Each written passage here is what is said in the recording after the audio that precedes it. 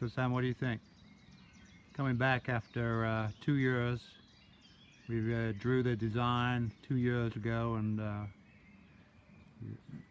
you carved the stone for the windows and the doors. It's nice to see that all the hard work paid off, and it's nice to hear that the people here are proud of what we did and they're appreciative of what we did, and it's cool to see that more students will be coming back in future years. So yeah. So what was your first experience walking up through the park? It was a beautiful park, and when we got here, all we had was just the foundation of this wall and a photograph of the old structure from the late 1800s. And so we began to create drawings and work with Dr. Blanca to create an even ground of understanding, and we went from there, creating the stones. Yeah. And now you see it in reality, physically, instead of drawings. It's something to be proud about, for sure. Yeah.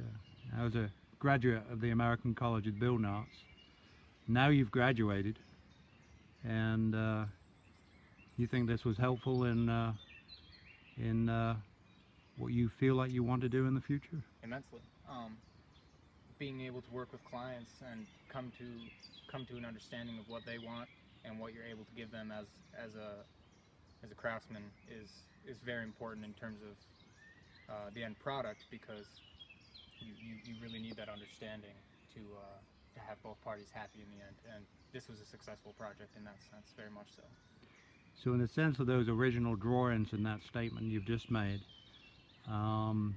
that challenge of working with a client and starting out, beginning and redrawing and kind of reconnected with the client, how do you think that process went from the very beginning to right now, and now that this is the first time you've seen it actually built?